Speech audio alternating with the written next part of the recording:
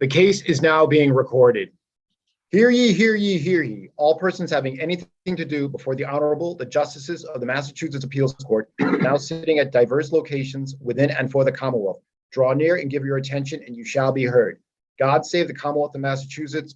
Court is open. Good morning. Welcome to the Appeals Court and our technical difficulties. I am William Meade. With me today are Justices Milkey and Massing will be the panel on this case, and the others will be hearing in person.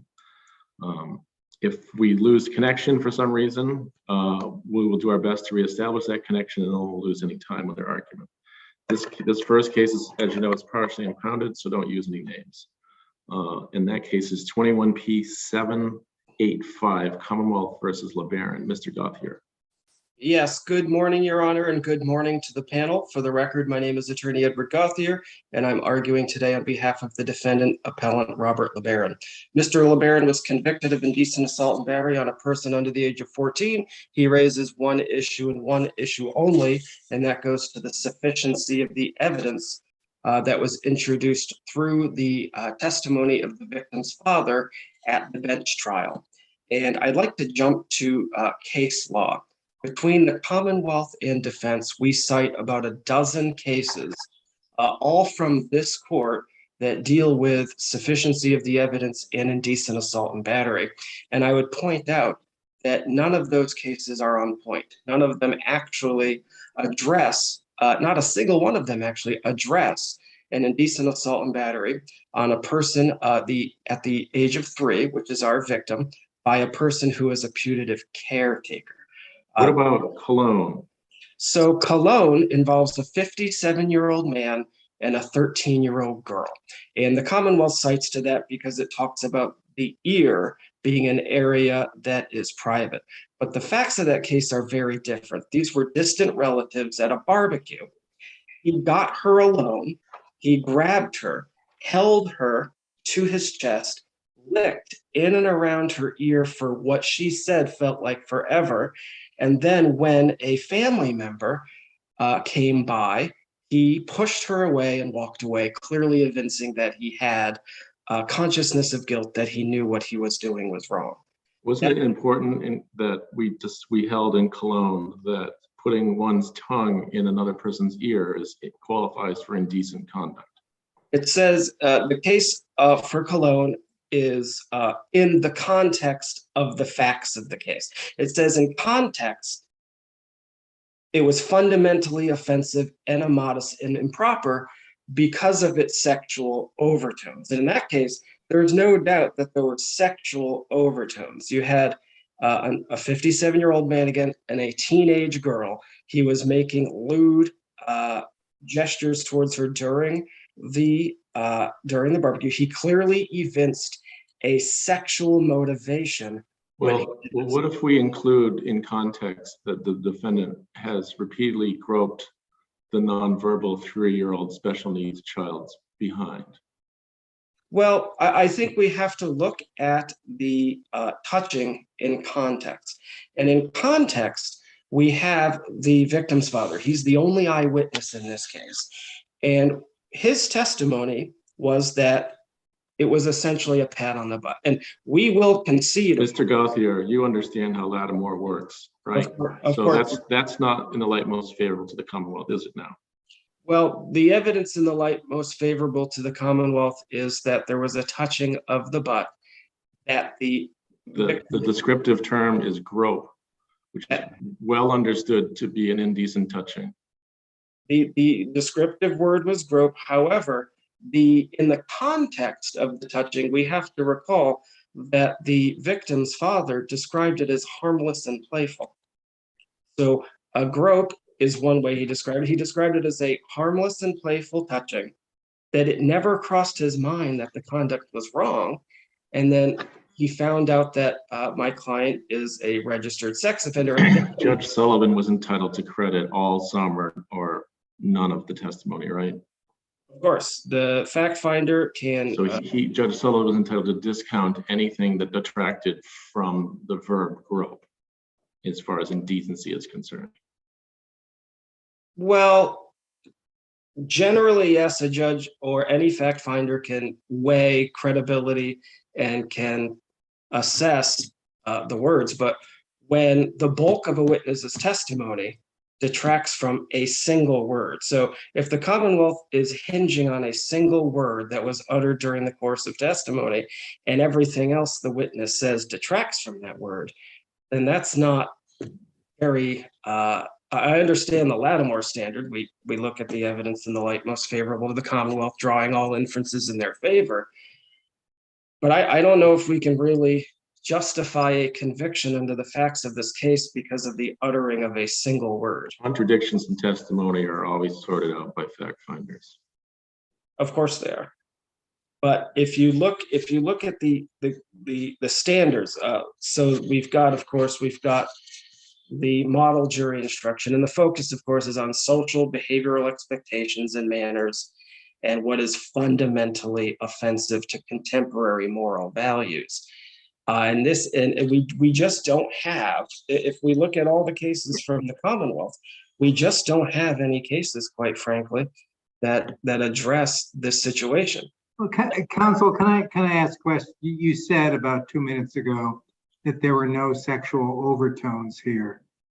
If there weren't, why is he doing it? Well, I guess the question is, what did he actually, I mean, so we have all these cases involving teenage girls. I mean, the bulk of the case law that looks at, that is addressed whether something is indecent, deals with 13, 14, 15-year-old girls and tongue kissing, maybe a touch on the hip. There's the Cruz case where he hugged the victim in a non-sexual manner. That's, I mean, if you look at Cruz, the appeals court, this court found insufficient evidence. He hugged the victim in an overly familiar manner. He lifted the victim's shirt at her hip, but it was found by this court to be a non-sexual touching. And this was a teenage girl and a man who was an adult. In this case, how can we presume that a touching of a 3-year-old, and mindful, this is a man who the father entrusted with changing the 3-year-old's diapers. That's a touching, but that's a touching of the. That's not part of the complaint, though, is it? And the defendant is a registered sex offender too. Well, I think that is really the key here. The question is, number one, would the father have ever sought a criminal complaint if my client was not a registered sex offender? But you understand that the motives for bringing the complaint don't weigh in the Lattimore analysis. Of course not. Of course not. But the fact that the client is a registered sex offender is evidence that was introduced at trial. And this court may want to use that as evidence that tends to suggest that my client's touching was, in fact, improper or sexual. But there was no evidence introduced at the trial as to why the defendant is a registered sex offender. In our position, it would be improper to use that as bad acts evidence to draw an inference from the fact that he's a level 3 sex offender to then finding, well, this must have been a sexual touching because he has a prior record for some sort of sexual. The Commonwealth doesn't have to prove that it's a sexual touching, do they? They have to prove it was an indecent touching, contrary to societal contemporary motives, mores. And he stuck his tongue in the child's ear. I think it was certainly rational for the trier of fact to conclude that that was an indecent touching. But the fact that you can make an argument that it may not have been doesn't detract from the evidence. But in Commonwealth v. Cruz, this court did find that the trial evidence was insufficient, even though it found that the touching was immodest and inappropriate because it was done in a non-sexual manner. And in Cruz, like in this case, Mr. Cruz was a registered sex offender with a prior conviction for sexual assault. And this court found that it was not a sexual touching and therefore it was not indecent, even though it was improper and he shouldn't have done it.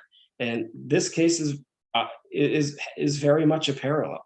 Was the conduct improper? Yes. Was it immodest? Yes. But just like Cruz, there's no evidence that this was a sexual touching. And in Cruz, this court found No sexual motivation. Improper touching, but not indecent. Okay, I think we understand this. Is there anything else you wanted to tell us?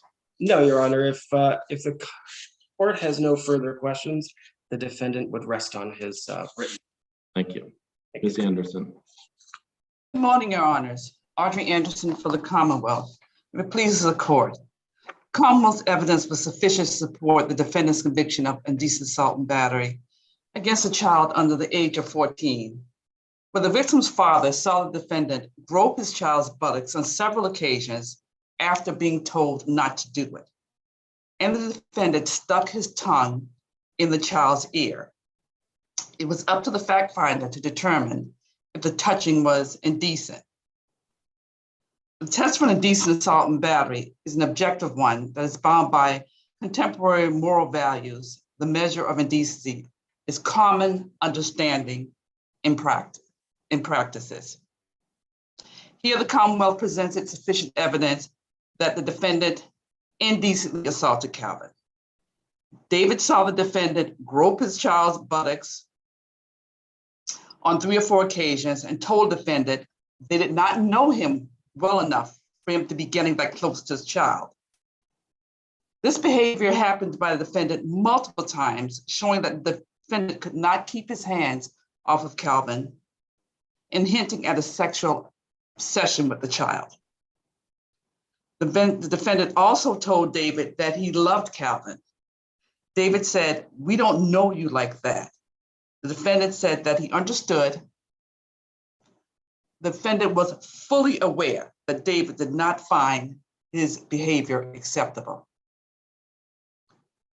The acts of the 39-year-old against a 3-year-old could be viewed as having improper sexual overtones, violative of social and behavioral expectations. While the ears may not be on the list of sexual parts, they are intimate enough so that the insertion of a tongue into an ear can reasonably qualify as indecent. The defendant claims in the beginning that David testified he thought the defendant's behavior with Calvin was harmless, playful, and he allowed the defendant to visit. And that it was only until David found out he was a sex offender that he called the police. Well, David told the officers that he really wasn't sure what was going on. He didn't want to besmirch the defendant's character by stating that something was wrong. This is normal. But when he found out that the defendant was a sex offender, then he realized, light dawned on Marblehead, I guess, that something was wrong. His beliefs are immaterial to the sufficiency of the evidence. However, it's for the fact finder to assess for himself whether the testimony was credible. Even if the fact finder— Counsel, I just want to clarify this point. To the extent you're saying it's not surprising that the father became more concerned when he learned of the defendant's status, I, for one, completely agree with you.